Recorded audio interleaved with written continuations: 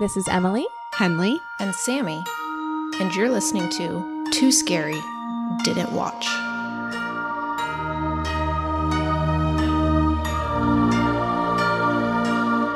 Hi everyone. Welcome to Too Scary Didn't Watch, the horror movie recap podcast for those too scared to watch for themselves. I'm Emily, and I am too scared to watch scary movies. I'm Henley, and I'm also too scared to watch scary movies. I'm Sammy, and I like watching scary movies, so I do just that, and and then I tell you about them. And we reap the benefits. We do. We really do. Oh, I love you guys. So good to see you. I love you guys. Oh, man. Today, so what's up with us? Today I had a thought that I still stand by, but this is sort of where I'm at, which is, why do weeks have 7 days? Do you know what I mean? There's going to be a reason. I don't know what the reason is. Probably for farming. There we go. That's where our mindset should be. But Joel and I were talking about how weekends should be longer, and I was like, why is a week even 7 days? It's true. Why couldn't it be 8 and then the weekend is 3? Well, the weekend didn't even exist until the Industrial Revolution, when people were well, for factories, really. Because people were working 7 days a week, and there were no child labor laws or like worker rights at all. So things have been worse than they are right now. Is that what you're saying? Things were previously worse. At the beginning of the 20th century, things were worse. But it was only because of like workers' rights movements that we were able to get a weekend at all. Should have fought for more. Should have fought for fucking 3 days. 2 days isn't enough. 2 days is not enough. Oh, man. Oh, boy. Workers' rights. Still a lot to do there, guys. I'm real pissed about this fucking $15 minimum wage. No, the biggest thing is 3-day weekend, Sammy. Stand with me on this. I'm with you on that. It's the most important thing. I'm with you on that. And I think we need to raise that minimum wage to, hear me out, $15 is still way too fucking low. $15 is way too low. It's like, wait, isn't it only $31,000 a year if you're working 40-hour weeks? Yeah, it's like not a livable wage. It's insane. You can't live on that. Oh my God, it makes me so angry. It makes me so angry that there are all these fucking rich people in power who are pushing against it. Yeah, fuck those guys. Fuck those guys. Fuck those guys. Man, fuck those guys. What else is up with this? Anyway, I have a fun story. Please. So my mom got me a bird feeder for Christmas. More for my cats than for anything, because she lived here while I was living in Washington. And I felt bad for them because it's a sad little apartment with not a lot for them to do. And so she was like, they really like the birds. If they could just watch some birds all day, that might be really fun for them. And so I hung it up, and no birds have really been coming to it. And so I was like, well, let me maybe sprinkle some birdseed around the stoop, and they'll just kind of eat it off there. And the other night, both my cats were like faces pressed against the window and like scratching at the window, like going crazy. I was like, something's out there. There's a stray cat that comes by a lot. I assumed it was that, but I didn't see that cat anywhere. And anytime I opened the door, there was like nothing to be seen. And then I'd close the door and they would start doing it again. And eventually I like sat with them staring at the spot. And I was like, I'm going to fucking see whatever the fuck they're looking at. Did you at any point get scared that it was like I did get ghost? A little spooked at one point. Yeah, I did kind of. But eventually I saw the fattest fucking rat. It was I was waiting for a raccoon. A rat is so much worse. Oh. Just eating all the birdseed. It was going to town, and it like climbed up my little hand railing and faced towards me and my cats, and we all like made eye contact with each other. It was really funny. And honestly, it was very exciting for me. Not a lot goes on in my life, so this was a really fun night. It happened 2 nights in a row, and I might keep sprinkling the birdseed out there. I feel like oh my God, fun. Sammy, you're gonna get more rats. I think they know. Careful. I think they know not to come inside because the cats are like right there. No, they'll stay outside. Look, I'm gonna go out. I'm gonna make a statement and say I love an LA rat, and these are different than New York rats, Henley, for sure they are, because often in LA you'll get a tree rat, and let me tell you what, I love a tree rat. you're hanging out outside at night and you hear a little pitter patter and it's running from one tree branch to the other. I love that shit. There's so many tree rats because of all the citrus trees in LA. Yes. They just eat up all that citrus. They so love gross. it. My favorite experience has been being like back in the, before times, being like at a lovely outdoor dine, a beautiful patio, a fancy restaurant, beautiful patio, and there's just like tree rats running around. So gross. I do love it. I love it too. So I support this, Sammy. Keep this rat. My new rat Keep friend. this rat. Yeah. That's amazing. I think the only thing I want to tell you guys about from my week is that I've been watching a lot of movies per usual. Of course, no horror movies. But recently I've started to dig into the Studio Ghibli library, which is on HBO Max for anyone that has HBO Max. I don't even know what that means. Me neither. Oh, it's all the Miyazaki films like Spirited Away and Princess Mononoke. Okay. And so last night we watched My Neighbor Totoro, which was one of his first ones. And it's supposedly his like breakthrough film. Yeah. And it's a kid's animated film, very simple storyline. Nonetheless, you guys, I fucking wept like starting halfway through the movie and just couldn't stop. And Tim and I had just watched like a few nights before that, Dick Johnson is Dead, the documentary, which is like arguably much sadder and way more cause to cry. And I did not shed a tear. Oh my God. During that. And Tim was the one that was crying while we watched that. And so instead we're watching this like kids film that's like not even that sad. That's like about two young girls like playing with like forest spirits in 1950s Japanese countryside.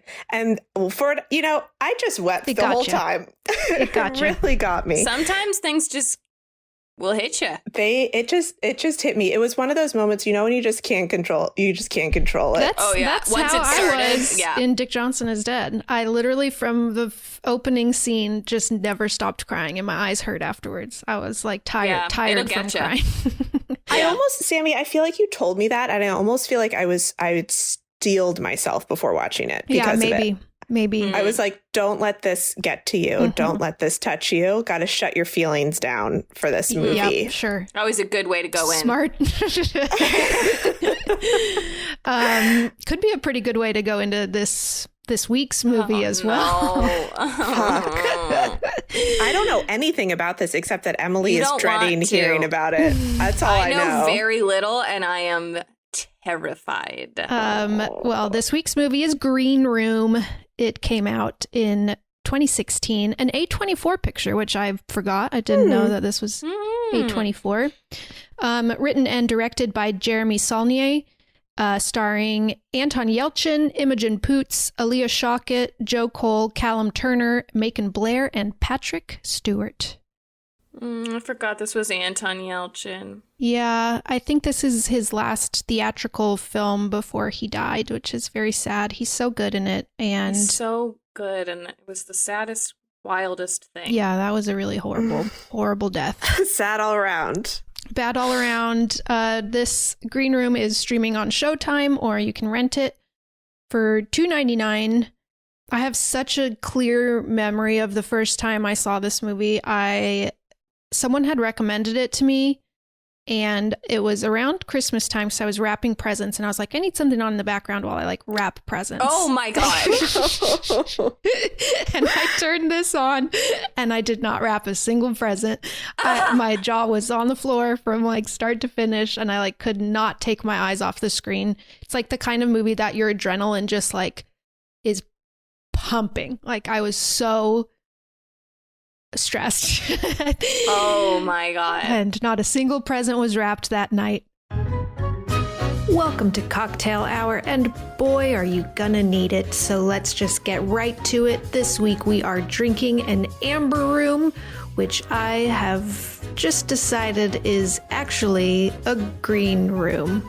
To make an amber/green room, you will need 1.5 ounces of gin, 1/2 ounce of green chartreuse, 1/2 ounce of sweet vermouth, and 2 dashes of orange bitters.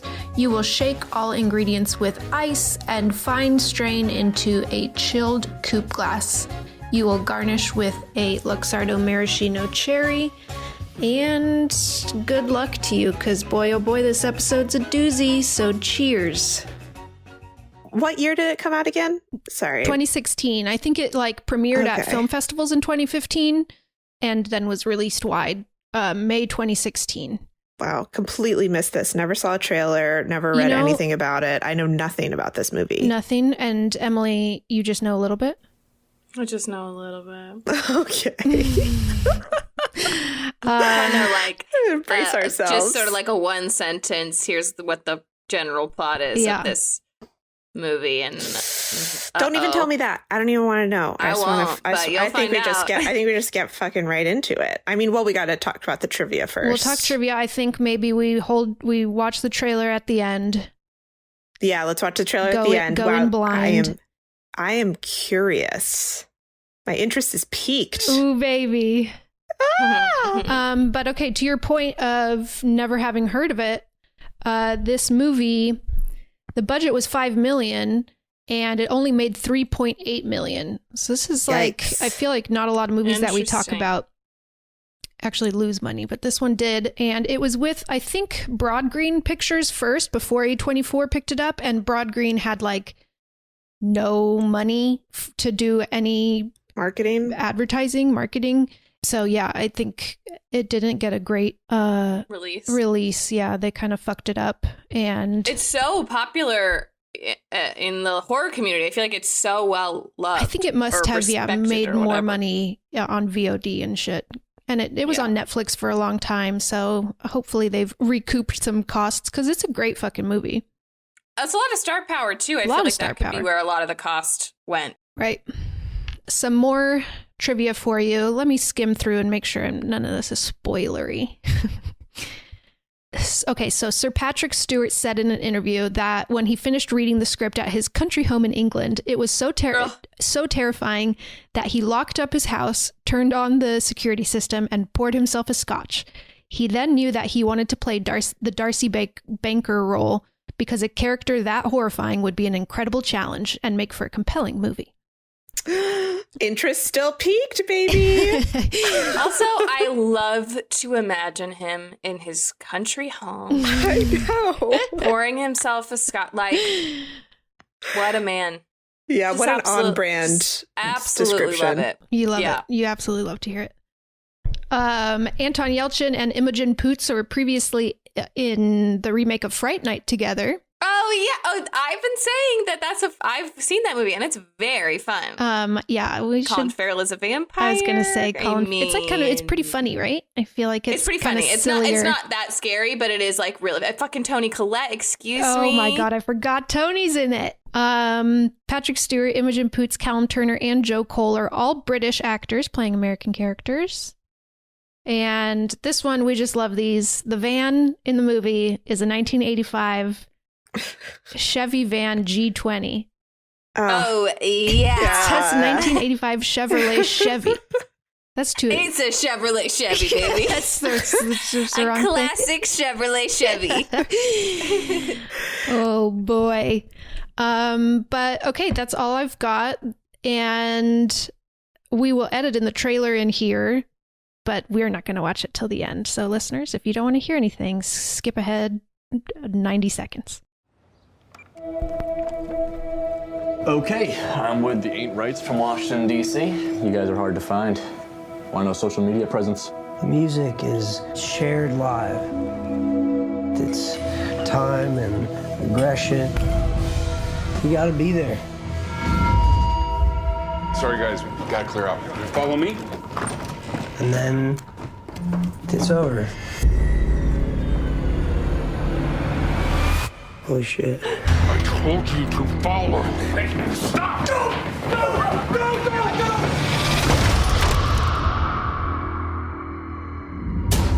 You can't keep us here, and you gotta let us go. We're not keeping you. You're just staying. We're so fucking dead, guys. What do we do?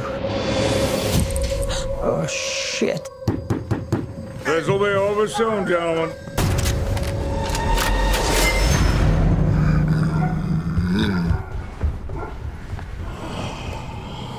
What are they doing? They're coming.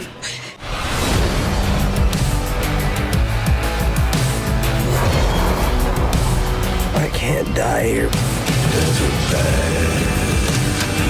So don't.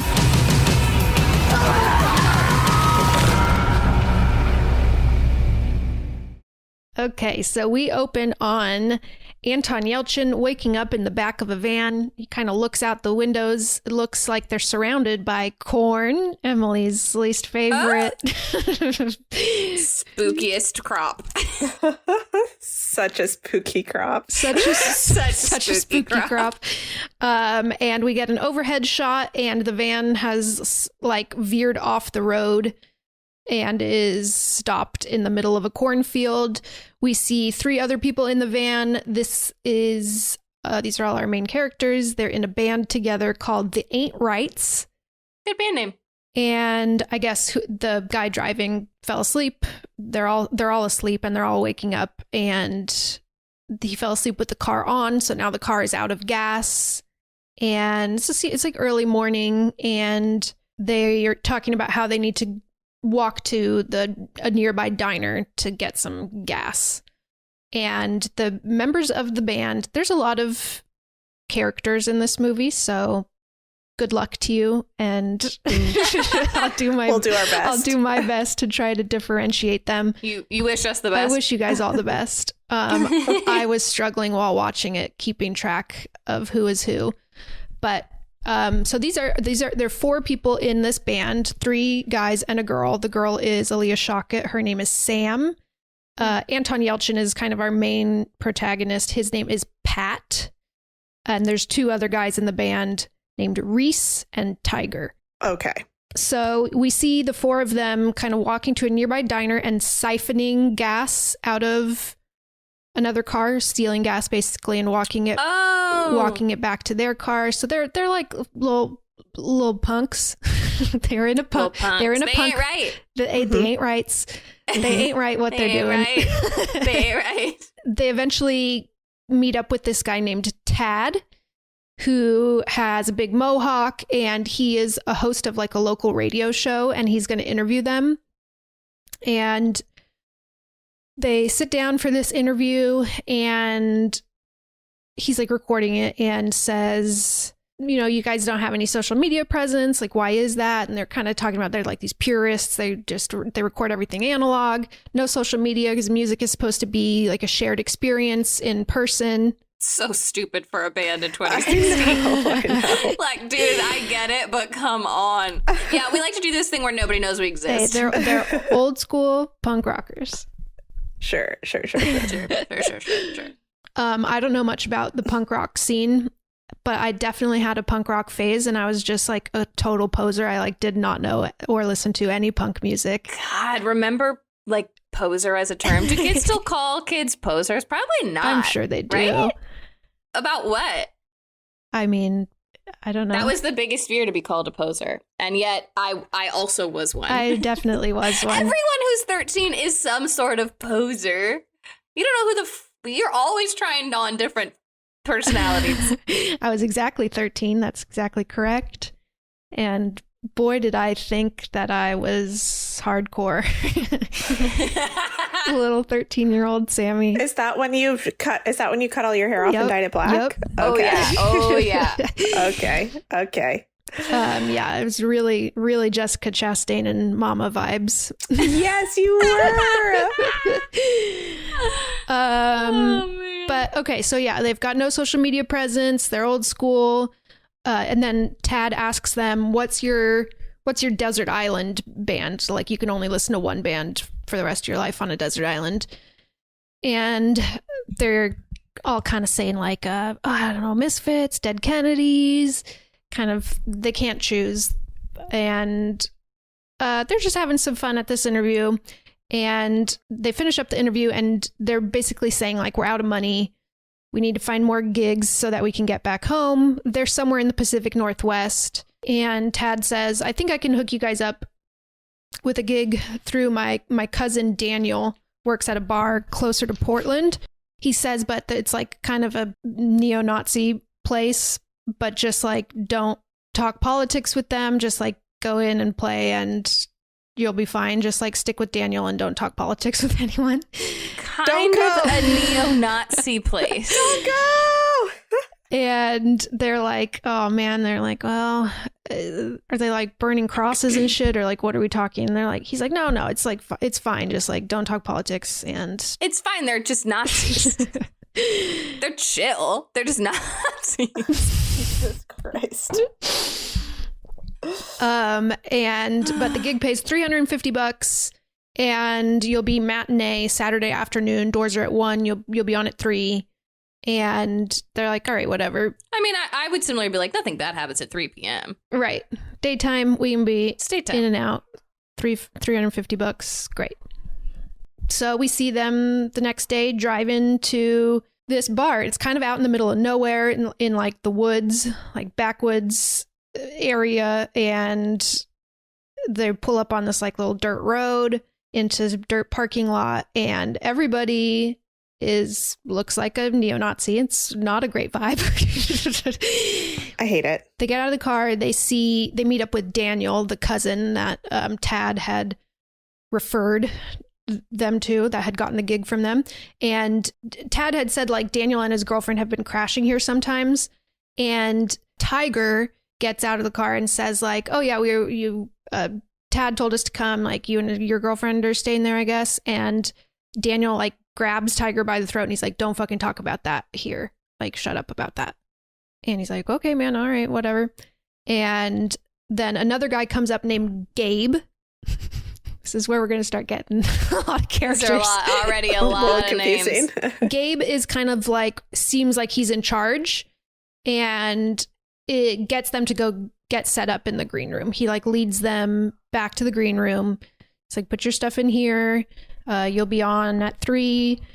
And they're kind of, the band is kind of getting, bad vibes from everyone. You can tell they're like not pumped about this gig, but they're like, fuck it. Should we have accepted this Nazi gig?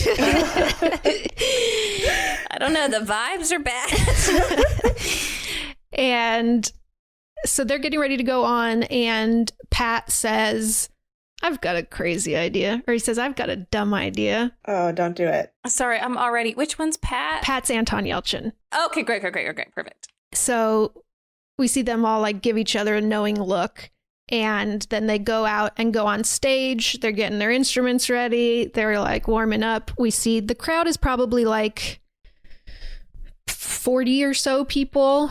And the bar, by the way, really gross. Dark fluorescent lighting. Even though it's daytime, there's no windows. So it's like all lit by fluorescent lighting. Graffiti everywhere. It's like dirty. And all the graffiti is, there's like Confederate flags, swastikas. It's a gross, not good bar. I'm only going to say it one more time, but get the fuck out of there. Just leave. Just leave. So they start playing their first song. As they're about to start playing, Pat says, actually, maybe this isn't a good idea. And Sam, Aaliyah Shockett, says, this was your idea. We're fucking doing it. Or we're fucking doing it, or I'm telling them that you're Jewish. So they start playing, and they play a song called Nazi Punks Fuck Off. And it goes, Nazi punks, Nazi punks, Nazi punks, fuck off. And all the Nazi punks in the audience are getting pretty mad. And they're throwing glasses at the stage, like spitting at them, flipping them off, saying like, fuck you, what the fuck? Like, this is a Dead Kennedy song, by the way. This is a real song. And we see Pat kind of looking out at the audience, and there are 2 girls and Daniel, the cousin, kind of whispering to each other, kind of looking secretive. And we see Gabe, the guy in charge, kind of eyeing them from across the bar too, like seeing what they're doing. And Daniel like passes one of the girls something, and she like puts it in her pocket. And Pat's just like watching this exchange kind of suspiciously. And they finish that song, and everyone in the audience is like pissed at them. And they're like, thank you, that was a cover. And then they start playing their next song, which is more the right kind of song that they should be playing, I guess. And the audience, they win him back over. The audience starts moshing. Everyone's having a great time now. So they finish their gig, and as they're walking back into the green room, all their stuff has been moved out of the green room into the hallway.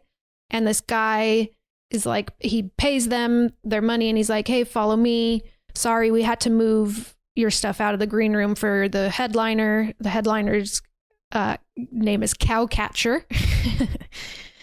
So they're starting to leave. They like start picking up their stuff and they're like, oh yeah, no worries. We'll get out of here. They start leaving and Sam says, oh, I forgot my phone. And Pat says, oh, I'll go back and grab it for you. And goes back, opens the door to the green room, goes back in, grabs the phone off the counter and turns, and we see like a group of people all looking really shocked that he's in there. We see a girl, two big dudes, and it's the two girls that were like having the exchange out on the floor. And then so one of the girls is looking at Pat and the other girl is dead on the floor with a knife coming out of her skull. Oh. Uh-oh. And they all kind of look at each other like, what the fuck's going on? And the girl who's still alive, this is Imogen Poots. Her name is Amber. Amber looks at Pat and says, call the police.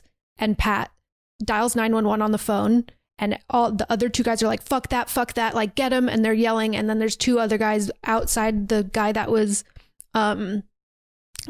paid them and they were following. His name's Big Justin, and he's fucking huge. And then Gabe is now back over there. And so Pat dials 911, starts running as they're like grabbing him. They're like, no, fuck, don't let him fucking call. He calls 911 and gets through and is like, there's been a stabbing at this place, like, please come. Gabe gets the phone out of his hand, and the rest of the band is like, what the fuck's going on? Because they're outside in the hallway and haven't seen what's happening yet. Big Justin is like, I told you to fucking follow me. And then he basically like corrals all of them and he's like, everyone get in the fucking room. So now they're all pushed into the green room, see what's happened, and he locks the door behind them. So now they're all locked in this room together. No! I hate it. Oh, Emily, we have to listen to the rest. There's no getting out of it now. There's no getting out of it now. It's just going to get so much worse. Earlier, I thought we could get out of it, but now I know that we can't. Oh, no. So everyone's panicking in the room, and Gabe is like, it's okay. Like, stay calm. Everybody stay calm. It's fine. You just can't you can't leave yet. You can't leave. Like, I'll be right back. And he goes out, and we see him go out to like the office. It's like a little mobile unit outside, and he goes there and comes back with a gun. And they're all like, whoa. And he's like, it's okay. Like, I just, like, you guys can't leave. So it's not okay, my dude. Reese's like, you can't keep us here, man. You can't fucking keep us here. And he's like, we're not keeping you here. You're just staying. You're staying. And like, we need to figure this out. And the two other guys that were in the room already with the dead girl look very scary. They are from the band Cowcatcher. And so now everyone's kind of like yelling at each other. Sam starts crying and the phone rings again, and it's the cops calling back because he had hung up on them, but the phone is now in Gabe's hand. Gabe like waves the gun at everyone, is like, everyone shut the fuck up, answers the phone, says, hi, we got cut off earlier, goes outside. We don't hear the rest of that conversation. Don't the cops just have to show up? Yeah, I mean, unless he says something on this conversation that's like, but like, it's all okay. But you can't trust that. I know, it's true. You have to show up. Yeah. Well, don't worry. They might. I'm worried. I mean, yeah, you should be worried. Yeah, I'm worried. Can't trust the cops either, so. Okay, anyway. Mm-hmm. So everyone, tensions are super high. We see Gabe again go out to the office and talk to kind of an accountant guy whose name is Clark, We all keeping track of all these names. Oh boy, oh boy, oh boy, oh boy. Got them all. And he says, I need $600. Clark says, you just checked out $350. And he's like, yeah, someone's fucking dead. Like, I need $600. And he's like, okay, gives him $600.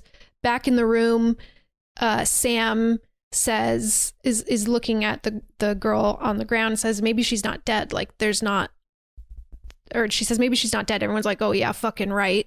Like, there's a knife in her head. And she says, yeah, but there's like no blood. And one of the guys from Cowcatcher grabs the knife in her head, drags her on the floor with the knife, and then pulls it out, and it pours blood. And he's like, there's the blood. And it's like so scary. He's evil. And Big Justin is in there, and he's like, what the fuck, man? Like, what are you fucking doing? And we can see that this guy has like no remorse for what has happened. Perfect. So they're in a room with a psychopath. That's great. Great news. We see that the other girl, Amber, is like completely freaked out. She's crying. She's like, oh my fucking God. Like, she's not doing well either. And back outside, we see Gabe with two little skinhead kids. I mean, I guess young adults. They're probably 20. And he's like, all right, aim for the side or whatever. Like, you'll get your $600 when you come back out of prison. The knife is small enough that you're not going to do long time. And they stab each other, or one of them stabs one of them. And right after that, the cops pull up, and we have a stabbing that we can report to them now. So got it. Yeah, the cop gets out of the car. Is like, are you the victim? Both get down on your knees. She arrests them, and at the same time, Patrick Stewart pulls up, and his name is Darcy. He is the owner of the bar. Uh-oh. And he has such a fucking scary vibe in this movie. I mean, obviously. But yeah, he's such an incredible actor, but it's true. He never plays like a straight up fucking scary villain. Yeah. No, he never does. And but he would be so great at it. He is good at it. Definitely. He has such presence. Yeah. Yeah. What's he wearing? What's he wearing? They're all wearing like punk little Nazi clothes, like militia jackets and shit, like green. Does he look green cool? Army jackets? I mean, he looks like a Nazi, but does he like? He looks fucking scary. I mean, his demeanor. I'm just trying to picture him so dressed like a Nazi. He's very like even keel in it, and how's his American accent? It's not bad. Is it safe to say? Will we agree when I say that he's hot? Do we feel like that's safe to say? I don't disagree. I've never. Am I alone on this island? not in this movie. I feel like after hearing about this, you're not gonna. No, I don't think that this is hot. But just like he looks so good. How old is he? He looks so good. He does look good. He looks good. He looks good for sure. He's been old since I was a baby. He's always been old. He's always been old. But I think is hot. I think he's hot. Okay, fine. We'll do a poll. That's one that's worth a poll. So he comes in and like very quickly starts taking charge, and he's like, you can see that everyone totally defers to him. Like, everyone immediately just like does what he tells them to do. He's like, give them some space, give the cops some space to do their jobs. Everyone like backs up, gives him room. He has a commanding presence right off the bat.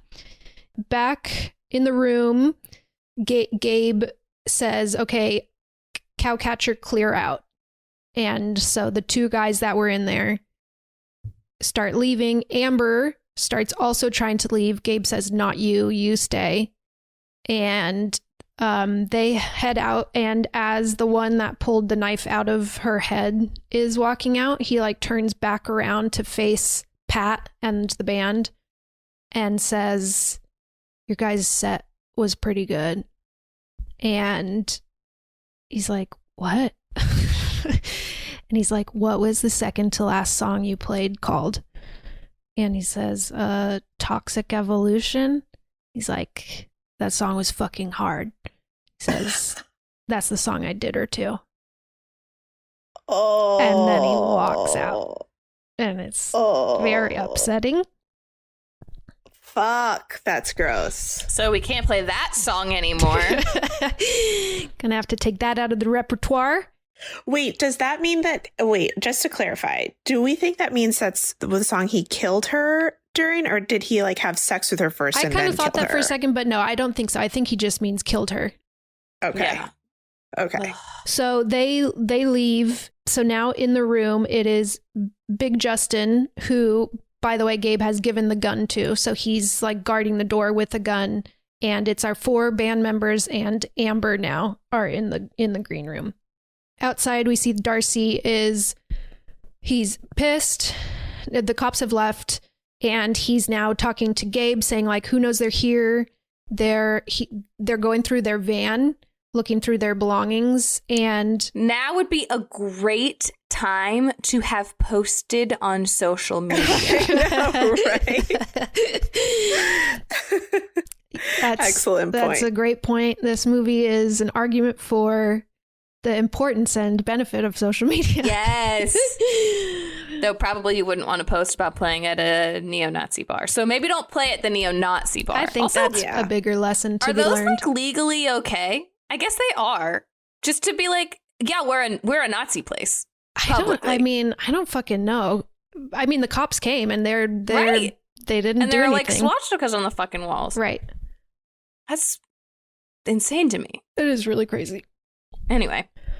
As they're going through their van, they find the like siphoning materials, like a gas jug and tubing. And Darcy's like, okay, this is good. We can use this. And he says, is there a no trespassing sign out front? And says there's a beware of dog sign. And he's like, even better. They like are doing fast talking and like making plans, and it's kind of confusing, but you just get the sense that like they've got a fucking plan that they're going to execute quickly, and it's not good. So now back at the green room, Gabe is on the other side of the door in the hallway talking to them, and he tells Justin to give them the gun. And Justin's like, what the fuck are you talking about? Like they're going to rush me, and like they're trying desperately to get out. And he says, take the bullets out and give them the gun. Like, don't shoot them. And so Big Justin empties the bullets out of his gun, hands them the gun, and they're talking to Gabe through the door, and they're like, where are the cops? And he says, it takes a long time out here. Like, we're out in the middle of nowhere. It like takes them a while. They didn't see the cops come at all. They didn't see them come, no. Did they see the fake stab? Not the fake stabbing, but the like side stabbing? Probably not. No.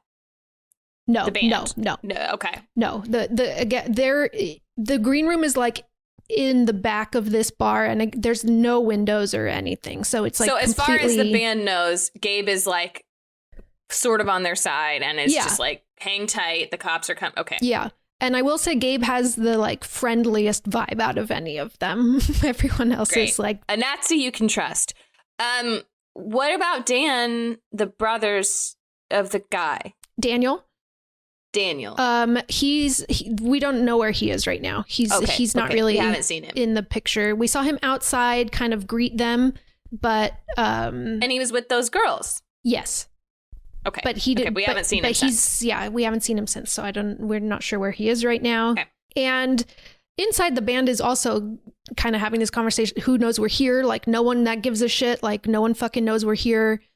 And there's yelling through the wall. Like we're not opening the door until the cops get here. Like we're not fucking opening that door. Reese is kind of like, the longer that we stay here, like the worse our situation is. And so we need to like start making some moves. And they rush Big Justin, and it takes like 3 of them to wrestle him down. And Reese gets him in kind of a head/arm lock, like holding his arm at an angle where he could break his arm easily, and has his like legs wrapped around his neck. And Darcy is now also on the other side of the door with Gabe, and we hear them kind of hearing this commotion. Darcy's yelling like, what's going on in there? The reason they rushed him is because they want to get the bullets from him out of his pocket for the gun. They get the bullets. So now Sam is holding the loaded gun, aiming it at Justin. and Reese is holding him in a headlock, in a bind. Darcy is pissed.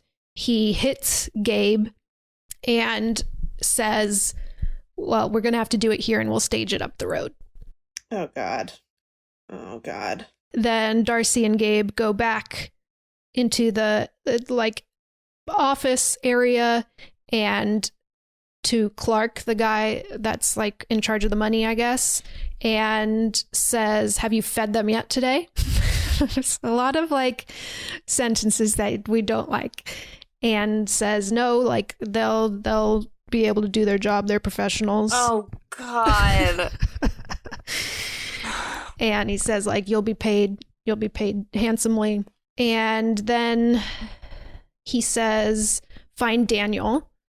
We need some of the squad, red laces only. And this is something that was in the trivia that I saved for right now. Red bootlaces are mentioned a couple of times. Red bootlace color is an important signal in skinhead culture, indicating the wearer has shed blood for the skinhead movement. Jesus fucking Christ. Racist skinheads will often randomly attack non-whites to earn their red laces. Wow. That's so fucked. Yeah. Yeah, so I didn't know what that meant while I was watching the movie, but he says like red laces only. And well, now we fucking know. And it's not good. It's not good. Emily, it's only going to get worse. Now I'm just spiraling about just like the fact that that's a real Nazis, thing. Yeah. Like fucking skinheads who exist. That's very real. It's very real. I don't know. Keep going. It's going to get a lot worse. I'll tell you that. Okay. Really cool. We haven't even gotten to the bad stuff yet. Okay. So back in the green room, Pat kind of turns to Amber and says, I'm going to search her pockets. Like, is that okay? Like, basically asking her, you can tell that they're close friends and her friend has died and he wants to search her pockets, and she nods at him and says that's okay. And he finds the thing that Daniel had given her, and it's a folded up napkin that says Fleischwolf on it. And they're kind of like, Fleischwolf, what the fuck is that? Nobody really knows what it means, but that's all she has on her. They ask Amber, are there any other ways out of this room? And she says no. They turn to Big Justin and say, empty out your pockets. He empties them out, and then they're like, no, turn them inside out so we can actually see that they're empty. And he does, and there was a hidden box cutter, and throws a box cutter on the floor. Oh God, my least favorite weapon. It's one of the worst blades. It's a horrible blade. And the name itself, a box cutter. It's so little and sharp. It's so little and sharp. Mm-hmm. And so they get the box cutter from him, and then the power goes out. No, and come on. It's completely dark, and they all kind of freak out for a second. But we see that Reese sees light coming from below the floorboards, and he's kind of looking at that. And then Amber like lights a lighter and makes Big Justin smoke a cigarette, like hands him a cigarette, and is like, just like keep an eye on where the glowing part is. Smart. It is pretty smart. And maybe he'll really, really, really quickly die of lung cancer. Good idea. Maybe this is the straw that breaks the camel's back. Could be. You know? Could be. Fingers crossed. Idea. Fingers crossed. And pretty quickly the power comes back on. Reese is saying like, so there's something under the floorboards. Like I saw daylight. Like maybe there's a way out if we like break through the floor. Maybe there's a crawl space underneath or something. Outside we see Darcy coming back into the bar. He kind of walks up on stage and everyone cheers for him. Like everybody knows who he is. He's clearly. Oh, right. There's still like regular people there's still in the like bar. 50 people in the bar. Yeah. And it's loud, and there's like metal, like thrash metal playing the whole time, like very stressful and loud. Okay. Yeah. And Darcy is now realizing like we got to get everybody out of here. So he gets up on the stage and he's like, we had a power outage. We can't get the whatever back on. So we're just going to call it for today. Like, come back tomorrow. We'll have free entry and hell, like free drinks from 12 to 2. And everyone cheers and they're excited and everyone starts filing out. Gabe says to Darcy, like, are you worried about Cowcatcher? Do you think they're going to talk? And he says, I think they have other priorities, and pulls some baggies of heroin out of a safe and is like, give them this and tell them that can be like in exchange for them laying low for a few days until this all blows over. So Gabe walks out to the car where they are, hands them the heroin, and they just kind of like nod and they're like, okay, yeah. So I guess they're not going to talk. I mean, they're the ones that killed her, so. Yeah. Well. Yeah, I don't understand why they are worried about them talking. I guess they don't want them to brag about murdering someone or something. I think it implicates them because they know that it happened on their property. Like, it would be like you. Right. And they protected them. Yeah. Got it. Okay, that makes sense. Darcy and Gabe go back to the green room door. So they're again having this conversation through the door. Again, Pat's like, where are the fucking cops, man? And he says the cops have. Oh, Pat. He says the cops have come and gone. It got complicated. And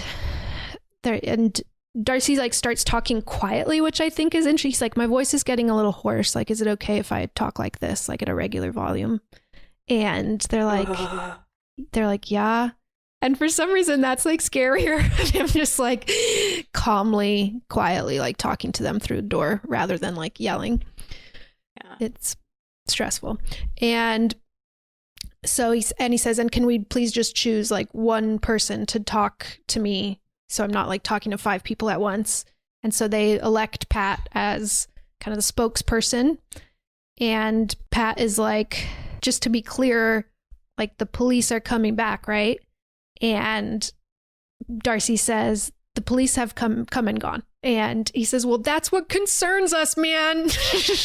Oh, honey. And Darcy says, you know, here are the facts. Like, we have a lot of guns here. We have a lot of guns and we outnumber you. And we just want you gone. Like, we don't want you hurt, but you just need to get the fuck out and you need to get out of here. And he's like, how do we know they have guns? Like, they might be lying. And Amber is like, oh my God, they have fucking guns. Amber says they absolutely like 1,000,000% have guns. Also, like, it's not a real offer for sure. Right. But take the offer. Yeah, what are you obviously. fucking do? Okay, man, I'm gone. Mm-hmm. I'm gone. Mm-hmm. So then Darcy yells in, that gun is unregistered. And like, I didn't want that gun in the picture to begin with. So like, can you throw the gun out? And Amber says, ask if you can like trade the gun for a cell phone. And they're like, no, like, no way. Just give us the gun. And then Darcy says, for all I know, like, I come to my bar and there's an out of town band here with an unregistered gun and a dead girl and a hostage. And like, I think I'm within my rights to protect my bar. And they're all like, oh fuck, man, we're so fucked. And so they decide they're like, okay, we'll give you the gun. We're gonna keep the ammo. And Darcy says, fine, safer for everyone, that's fine, just like hand it out. And they tell Big Justin to lay back down. They put him back in a headlock for the moment that the door will be open. And what leverage do they think they have in this? I think like, they say that. They think they're like, we have no leverage. They don't. Why are we locking? Like, why don't we just like go like, okay, let us go? Like, yeah, what are they trying to get out of the situation except just to leave? Just let us leave. I think they're maybe thinking they can get out through the floorboards so that they don't have to go out and face them head on. Okay. Yeah, they're just sort of generally they're just kind of buying time, I guess. Yeah. Okay. And so they're like, okay, we're gonna hand you the gun. Like, step back from the door. There's like a little like vent at the bottom of the door so they can see their feet. And so Amber crouches down and looks and sees that Darcy does step back away from the door. He's like, yeah, get away from the door. He opens it a little bit and can't like quite fit his hand out. he's like, I'm just going to throw it. And he's like, okay, that's fine. And he opens it a little bit more. And as the angle of the vent turns, Amber sees like 2 more sets of boots standing right next to the door. And she says, they're going to kill us. They're going to kill us. And at that moment, all 3 of them like bust at the door. And you see someone just grabs Anton Yelchin's arm with the gun. And there's a struggle, and they're trying to close the door, and they're trying to get the gun. And you hear Anton Yelchin just start screaming and screaming and screaming and screaming. And it's this big, very stressful moment. And that they're telling him, hold on to the gun, hold on to the gun. That's like why he's screaming, because they're like, we need a weapon. They're going to try to kill us. Hold on to the gun. And eventually they get Anton Yelchin's arm back and are able to lock the door. Anton Yelchin is screaming bloody murder. Oh, and we get to look at that arm, and he has been sliced in like 8 different places. And his hand is almost completely off. It's dang. They've gone through the bone, and his whole hand is flopped off.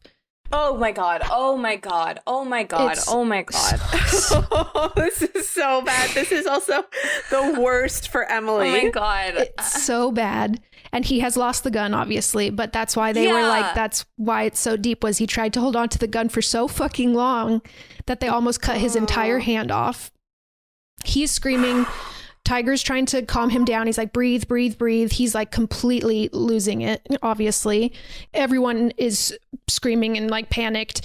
Sam's like, put pressure on it, put pressure. They like wrap towels around it. It's like, you can see like the fat in the arm. Like it's oh my like, god. Oh my god. Oh my god. Oh my god. It's really very bad.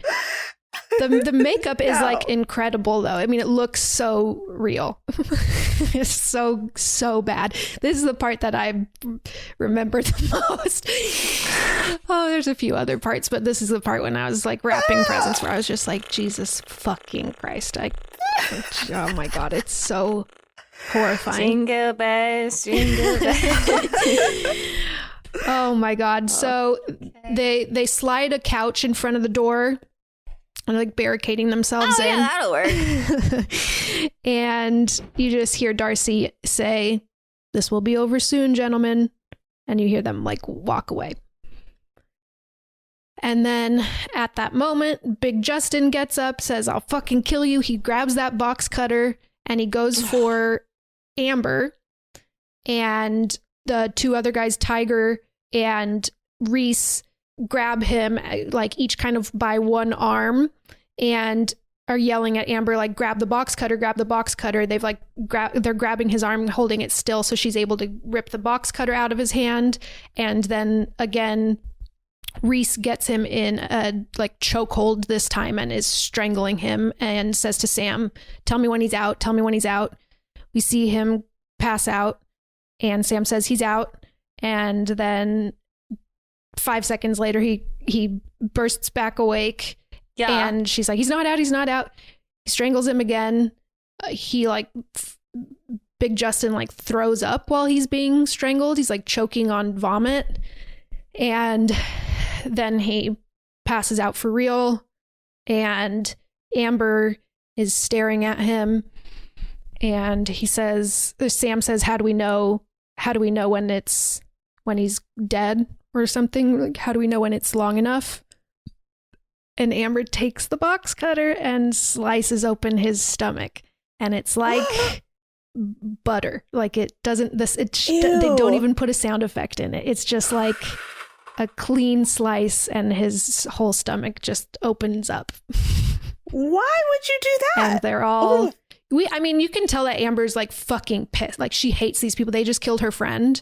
And yeah, do we ever get a moment? Are we going to get? I'm sorry, I'm screaming. I'm like losing my mind. Are we going to get a moment where they say like, "Hey, Amber, what happened? Why are you here? Happened?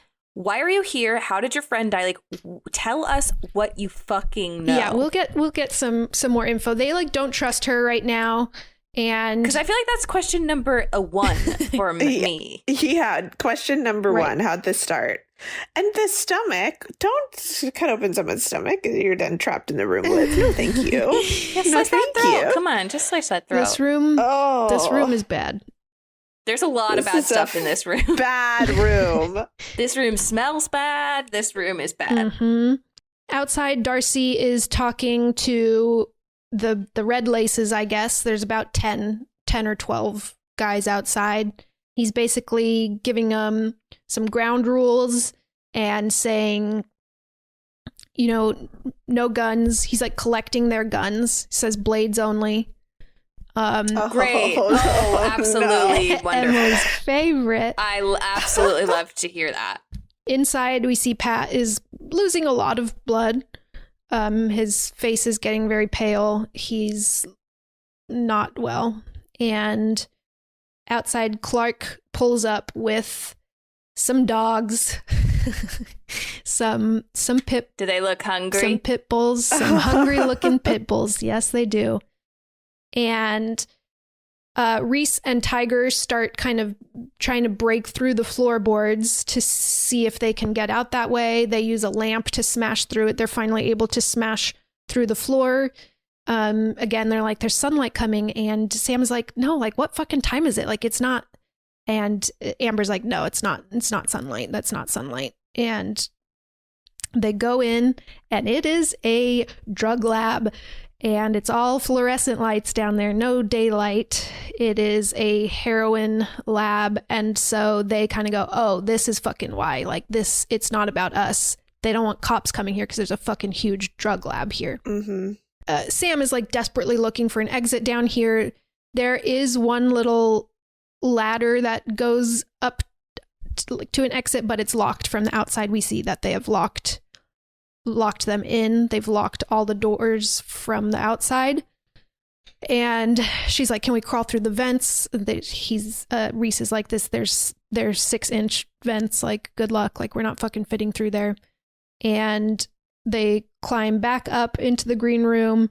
On his way up, Tiger grabs a roll of duct tape and takes it to start taping up Pat's arm.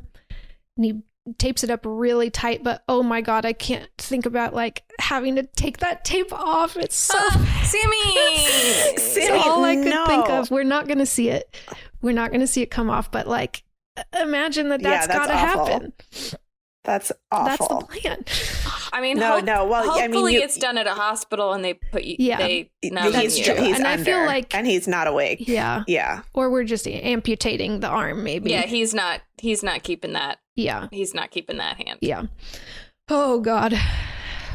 Reese says, okay, we're fucking leaving. Like, we're getting out of here. We just got to go. Sam is like, no, like, we're not prepared. We're not ready.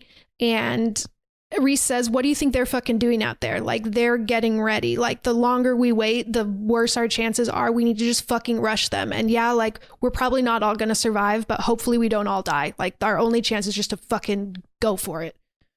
Oh my god. This is so awful. And Sam says something like, why didn't they just shoot us through the doors? Like, why haven't they shot us yet? And Pat says they need us found, we can't go missing. They need our bodies found. And he says, when Reese says we got to go out there, like guns blazing basically, except they only have one little handgun. Pat says, got to do it like paintball, like with Rick Silva when we went paintballing. We didn't have enough people to fill out the team, so they paired us against these like military guys, and the first 2 rounds we just got fucking demolished. Like, not a single casualty on their side. Like, they just destroyed us.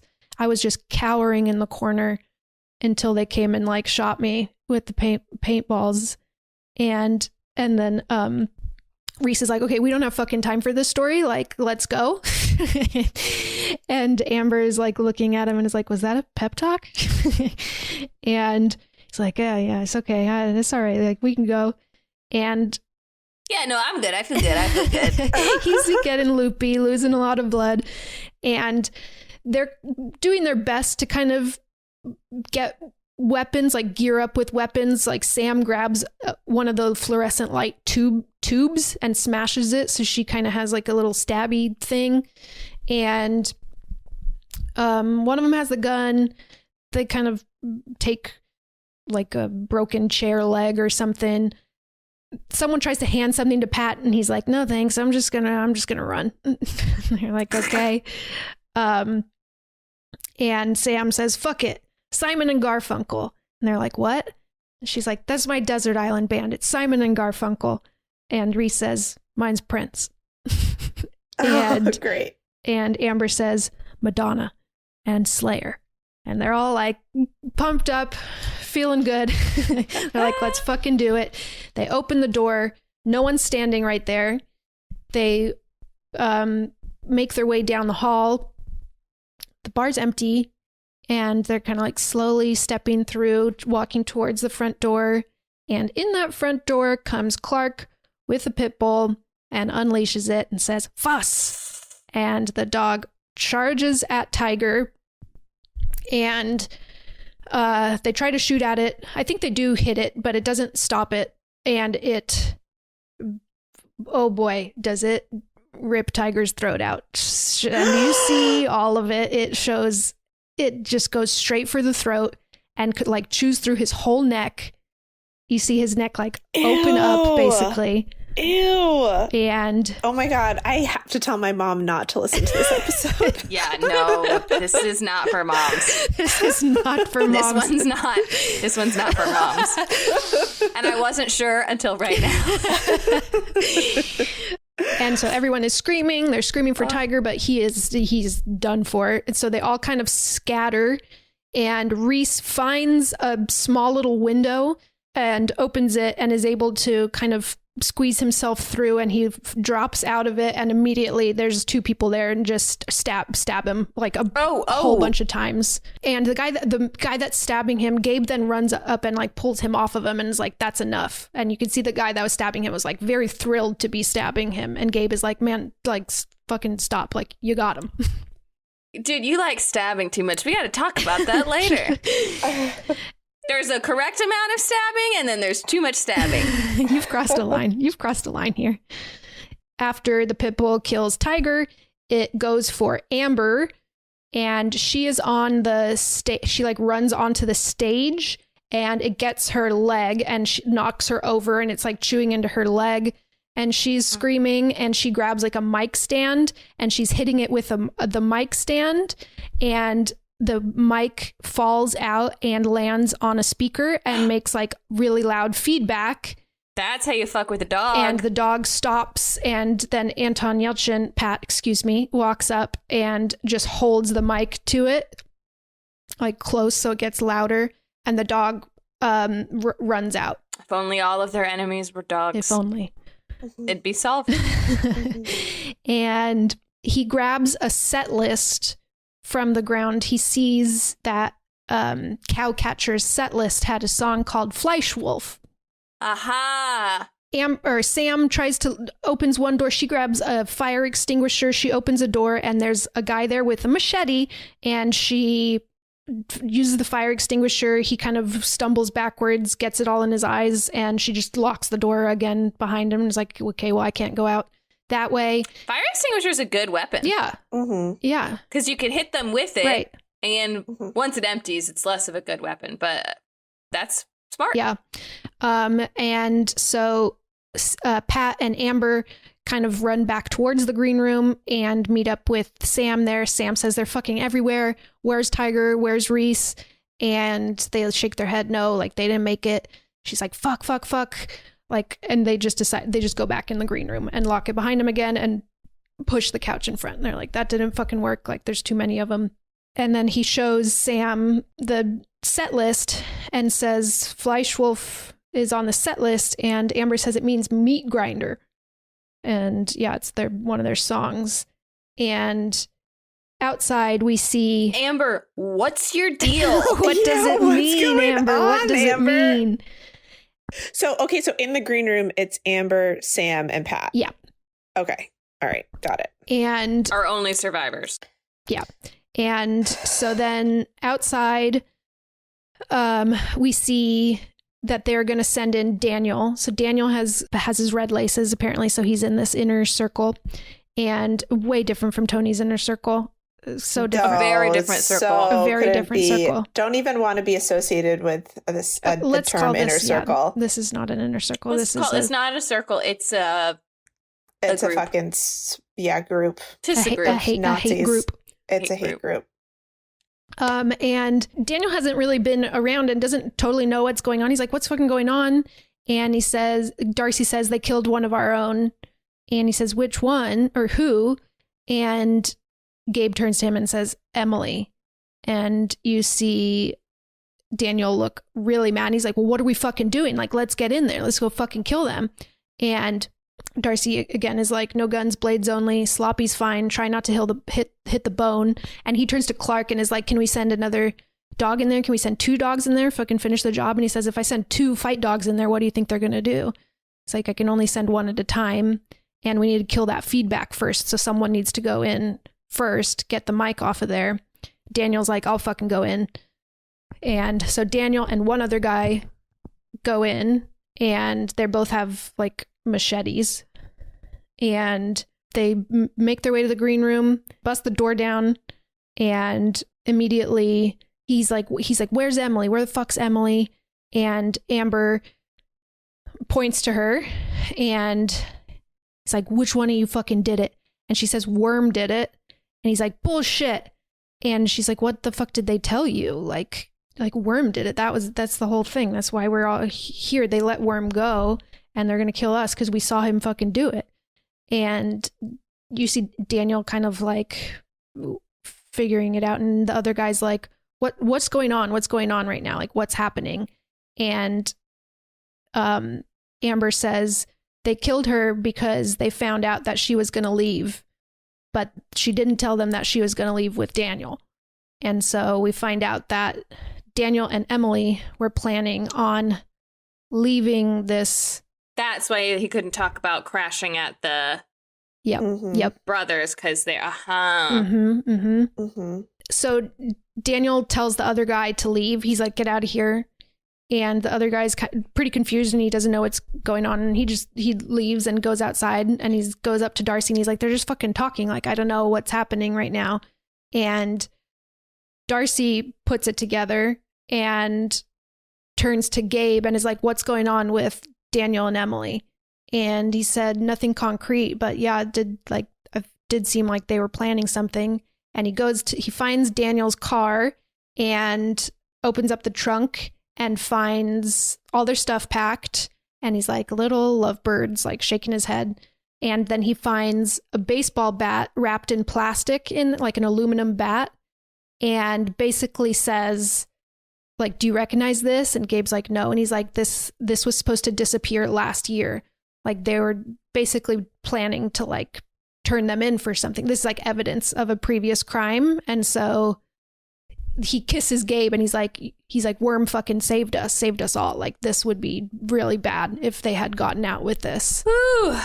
So Daniel kind of joins their team now, and he's like, all right, like, I know something you guys don't know, like, follow me. And they walk out to the bar, and he pulls out a big shotgun from below the bar and a bunch of bullets. And actually, no, he just pulls out bullets, and he's reaching for where a shotgun would be. And he gets shot in the side of the head. His like whole face gets blown off, and the shotgun was there with the bartender. And Amber again grabs a mic stand and like knocks the shotgun out of the guy's hand.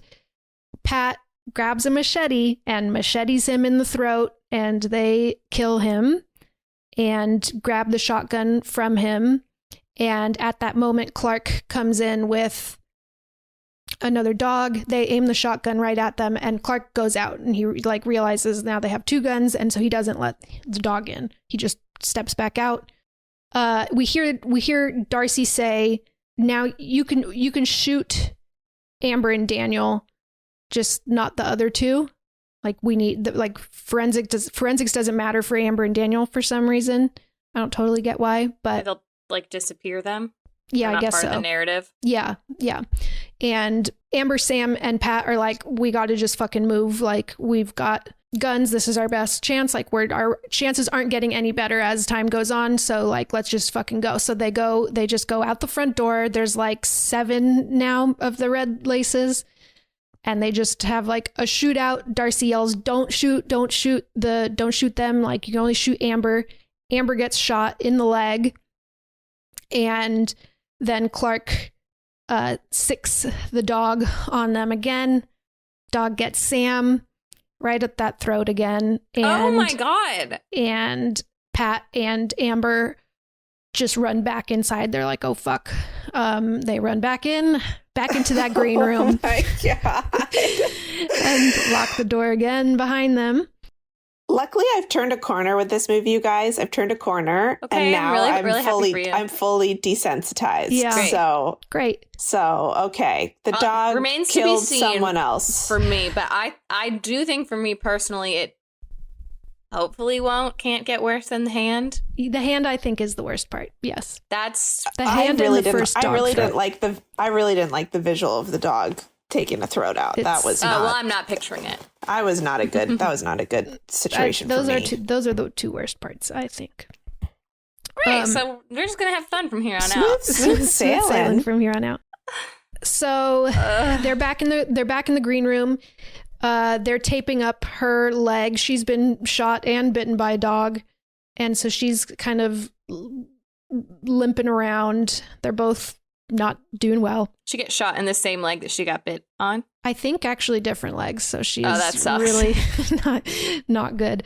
And Darcy's getting pissed. It's like almost morning time. It's like getting close to dawn, and he's like, this should be fucking done already. We got to really like move quick. We got to start cleanup. So he takes Clark and another guy, and they start leaving, and he leaves Gabe and 2 other guys in charge. He's like, go in there and fucking finish it. And they leave one of the dogs with 2, and the dog has been shot from the first attack, and Clark like injects it with something and says this should keep him alive for another hour. And like, it would mean a lot to me if he died with meat in his teeth. And so he wants him to like go in for one final kill. And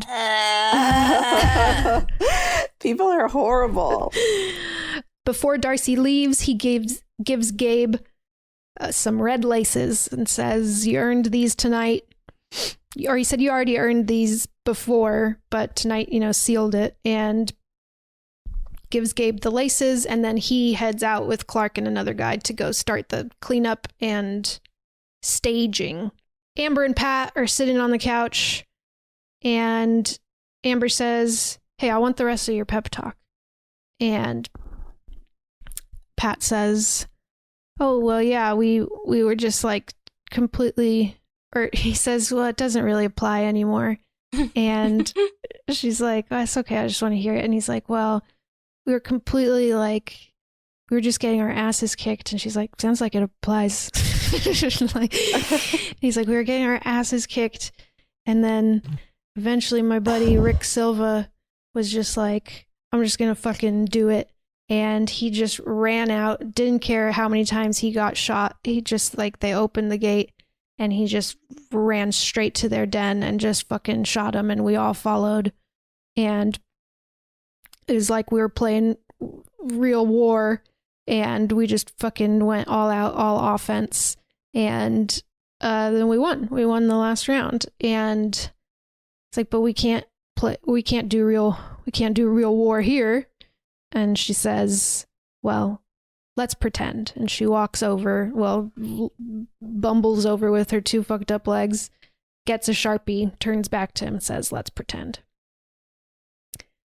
Then we see Gabe and the 2 guys come into the bar. The 2 guys are being tasked with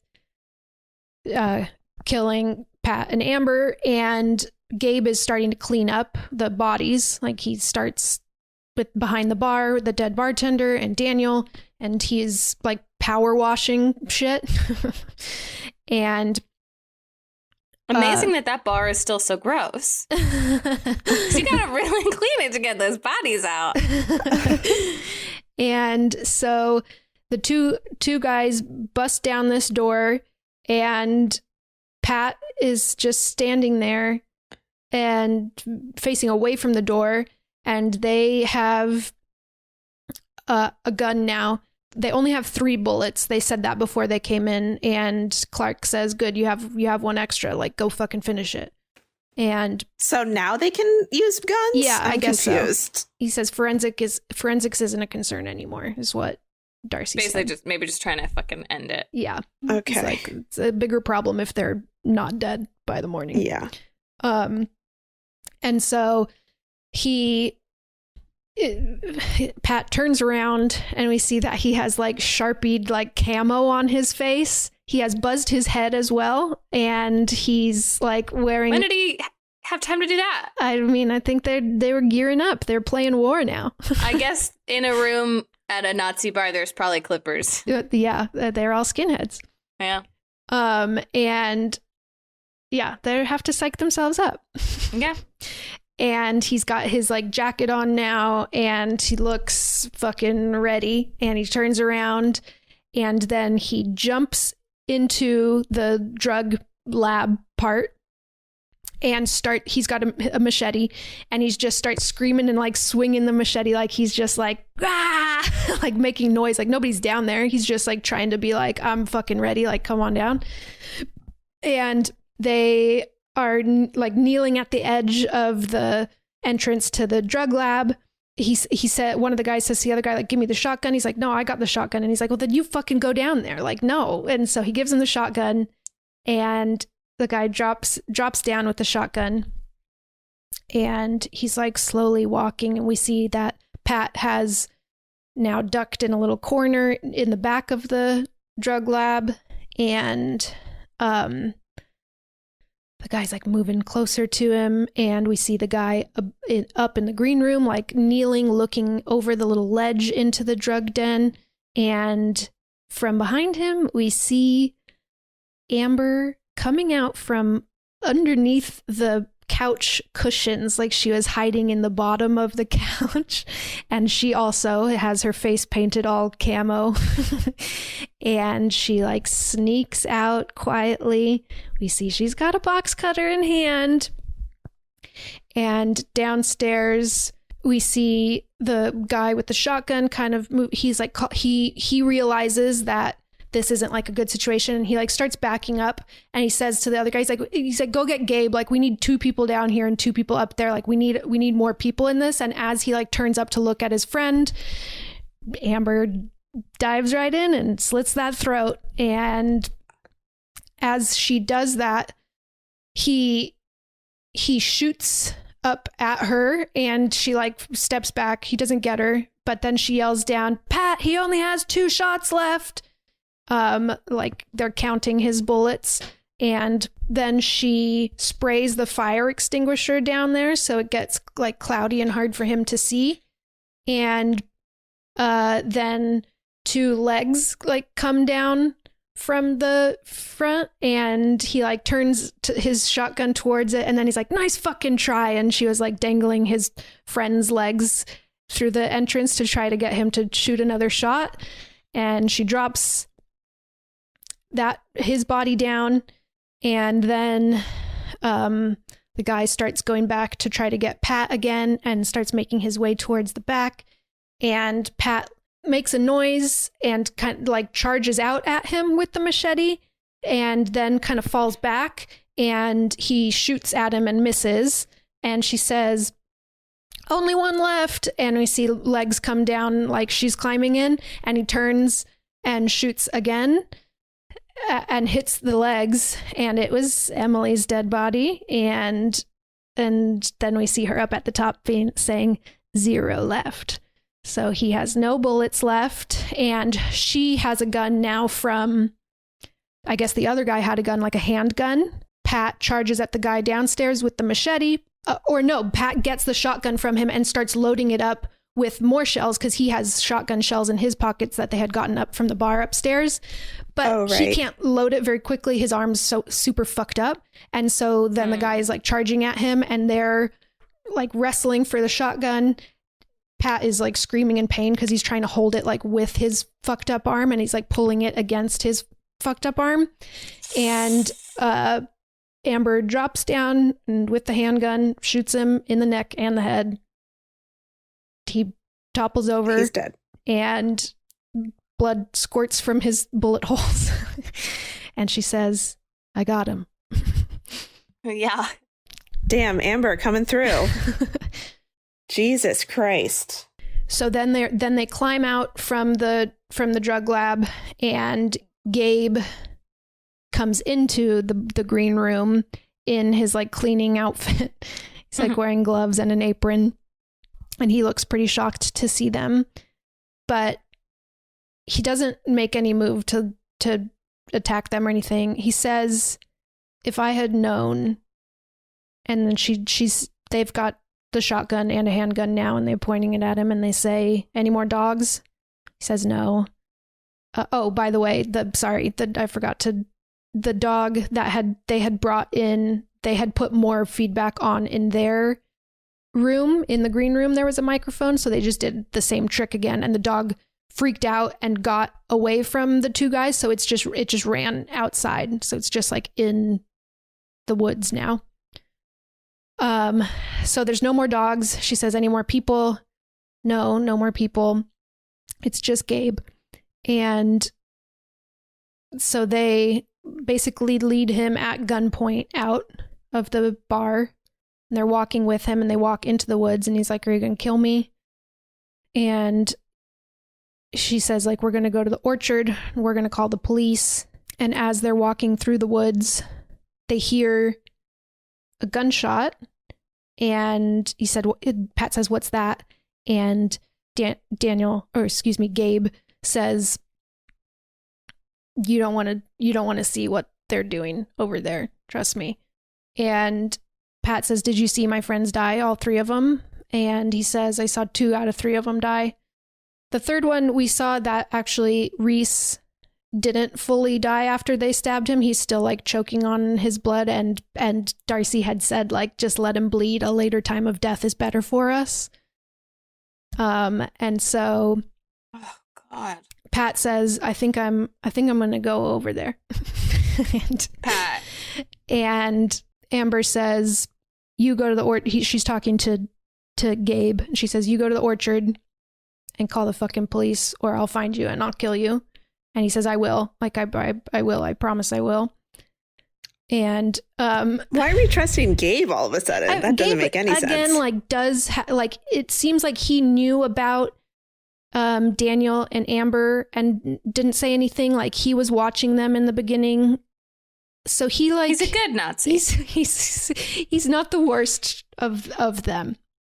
Okay, sure. And he says something when they first see him. I thought he says, I want to go to jail, but I put you might want to be released from this. Right. Like, this life seems very bad.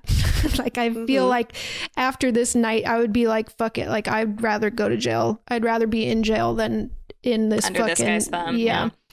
But I turned closed captions on and it said, I don't want to go to jail. But I think he says, I want to go to jail. Anyways, I feel like it makes more sense. Anyway, so I'm not sure, but he does seem like more trustworthy than any of the other ones. Okay. And Amber says, I'm going with you to Pat and to Gabe. She's like, you go to the orchard, you call the cops. And Pat's like, all right, let's do it. And we see them climb down this little hill and they see a van with Clark and one of the other guys kind of cleaning things up, kind of wiping things down or whatever. And Clark has one of the dogs and Pat sneaks up and points a gun at the guy number 1. And Amber sneaks up on Clark and the dog and got them with the shotgun. And Pat says to the guy, like, give me your gun. And he says, I don't have a gun. And he says, I'm going to shoot you either way. So you better fucking give me a gun. Like, even if you don't have one, I don't care. Like, and the guy gives him a gun. And he's like, he makes him throw it and is then taking him at gunpoint. They're kind of walking, and Amber makes Clark tie up the dog, and they're walking, both of them at gunpoint, towards the van. Further up down the road is where the Ain't Rights van is at. And we see that all the three other bodies are like sprawled out on the ground, all with their dog bites and stab wounds. And we see the beware of dog sign on the gate. And we see Darcy has set it up to be that they were siphoning gas from this other car. And so there's like a setup where the like tube is going into this other car, and their bodies are like strewn about beside the car. And Darcy turns around, sees them coming at gunpoint, and Pat says, like, this, you wouldn't use a rag here. Rag is to seal it. Like, this looks bad. And like pulls it out. And then Clark kind of makes a fast move. He's like, well, like, trying to, like, I don't know, do something. And Amber just shoots him and in the stomach. And Pat kind of turns to her, is like, we're doing that? She's like, why did you think we came down here? And he's like, I don't know. I thought we were going to mess with the crime scene. And she says, I thought we could make a new crime scene. And the other guy goes and stands with Darcy, and they both have their hands up, and Amber and Pat both have their guns drawn facing at both of them. And Pat says, it's funny, you were so scary at night. It's like dawn now. It's getting light outside. And Darcy turns to run, and they shoot both of them a whole bunch of times. They shoot Darcy like 4 times, and he pulls a gun out and turns to shoot back, but they shoot him in the head at the last second, and he like fires a shot, but he misses them, and they both die. And that's the last of the Nazis. Wow. Okay. Wow. I wasn't expecting them to pull that off, but wow. And then we see Gabe get to the orchard, and he tells people there, he just says, we need the police. We need the police. So the police are being called. And then we see Cowcatcher in their little drug den, and they're dead. He has given them poisoned heroin. That makes sense. And that was Darcy's plan for them. So they're all dead. And we see Pat and Amber now sitting on the side of the road, basically waiting for the cops.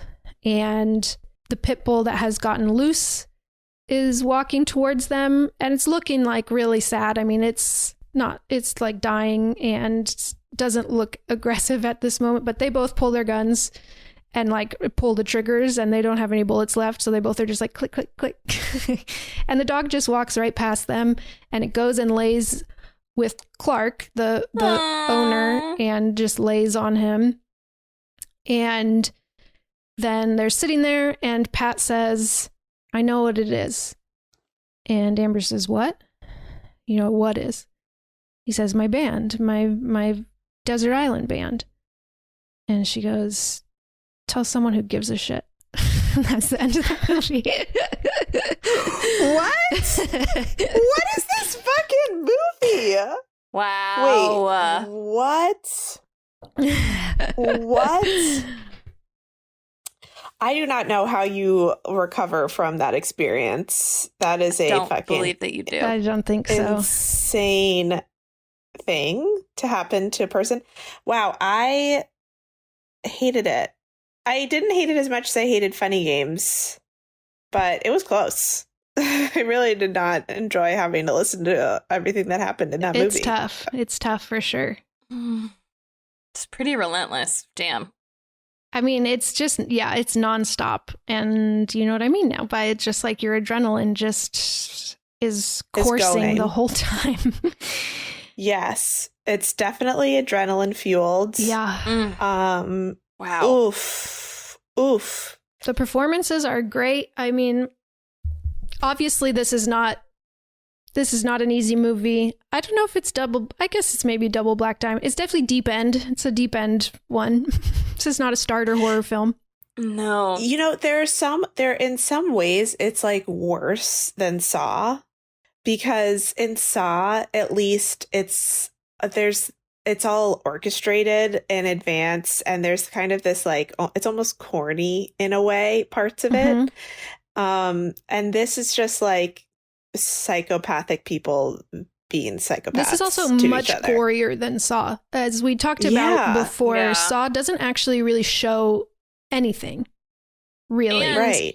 That this is just entirely like wrong place, wrong time. Like there's like they didn't like do anything to get, I mean, they made a bad choice to take the gig at the Nazi bar, but like they just happened to walk into a room and see something they shouldn't have seen, and then they all died. Because in a horrible way, in a horrible, long, drawn out way. Yep. Oh boy! And it was because she forgot her phone in the green room. Fucking leaving the phone. I know. It's like if you had your phone, it would have been fine. They were ushering them out. They were like, "Here you go. Here's your money. Leave." Oh my God. Because in all of these movies, all you can do is try to put yourself, like, what you do, of course, is you're like, what would I do in that situation? Right. It's like, I would definitely die. No way. I hope we never find out. I hope we never find out. I hope that for us. Oh, that was a tough one. That was a tough one. But it's damn good. Well, you know what? I am glad to have heard about it, because it was one I knew I was going to have to eventually. Yeah. And now I know what happens in it. And I forgot that we were doing it until right before we started recording. So in a way, this was maybe the best way for me to go into it. I didn't dread it because I forgot that I had to experience it. So that's good. Yeah, it's a combination of all my least favorite things. It could happen in real life. It's real people doing real bad things. It's modern day, which, you know, feels more like immediate to me. Sure. Nazis. Gore, not Nazis, evil Nazis. Not the good kind. Blades. Too many blades. So many blades. A variety of blades. So many blades. Dirty bar. Oh, yeah. Fluorescent gruesome lighting. deaths. Fluorescent lighting. Dirty bar. There were so many things about this I hated. Yeah. I hated it. Yeah. This one's a perfectly made for Henley to not like it. Oh, fuck. My, oh my. All right. Well, there we go. There it is. We did it. We never have to do it again. We never have to do it again. And, you know, just a reminder that Nazis are real and Nazis are bad. Yeah, anyone Nazis who is are real wondering, and Nazis are bad. Those are the facts. Those are the facts. Fuck Nazis. So what's your guys' Desert Island Band? Oh, good question. You know that I don't understand how to listen to music. I was going to say, it's not a very fun question for me because I notoriously don't like music. Yeah. I would probably say something really embarrassing like Taylor Swift. I think I would say Queen. Or ABBA. Oh my God, being on a desert island stranded and just dancing to ABBA sounds really fun. I don't think I've listened to a single band in my whole life. Now that you asked me that question. All right. That's crazy. That's a crazy thing to say. So maybe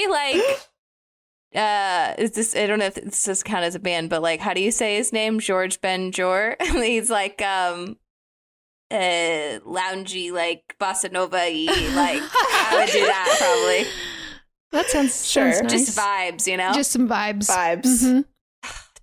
Listeners, don't get on us about, music is overwhelming. Yeah, it's true. So I like music, but I still said Taylor Swift. Everyone would pick something embarrassing. I think that's the secret to that question. I mean, Britney Spears is definitely in contention for me. Oh. Prince also is a really good answer. Prince is a good one. Legitimately. Mm-hmm. Mm-hmm. Well, listeners, tell us your desert island bands. We'd love to know. We'd love to know. And should we do a metal scream goodbye? Yeah, sure. Let's do that. Yeah, ready? Okay. Yeah. From all of us here at Too Scary Didn't Watch, first of all, Nazi punks, fuck off. Nazi punks, fuck off. And goodbye.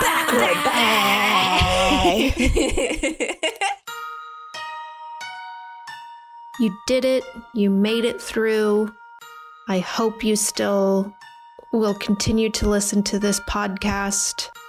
And if you want to continue to listen to this podcast, a great way to do so would be by subscribing wherever you get your podcasts. You could also show us some extra love by rating and reviewing us on Apple Podcasts. You can also support us by joining our Patreon at patreon.com/TSDW podcast, where we release 2 bonus episodes a month for the members of Tony fucking Collette's Inner Circle. You can also follow us on social media at TSDW Podcast on Instagram and Twitter.